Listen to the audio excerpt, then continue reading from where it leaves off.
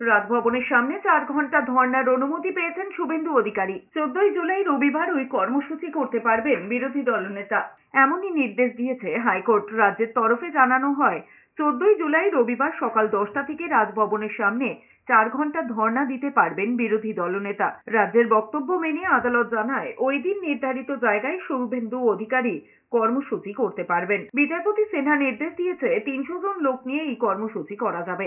পাশাপাশি বিচারপতি নির্দেশ দিয়েছেন, আগ্নেয়াস্ত্র নিয়ে কেউ কর্মসূচিতে যোগ দিতে পারবেন না, এমনকি করা যাবে না কোনো বিদ্বেষমূলক মন্তব্য। এই 14 তারিখে রাজভবনের সামনে যেখানে তৃণমূল কংগ্রেস বেআইনিভাবে করেছিল, সেখানে আইনত রাজ্যের তরফ থেকে পারমিশন পেয়ে মাননীয় বিরোধী দলনেতা পোস্টপোলের যারা ভিকটিম তাদেরকে নিয়ে আর দলের লোকজনকে নিয়ে ওখানে অবস্থানে বসবেন 4 ঘন্টার জন্য।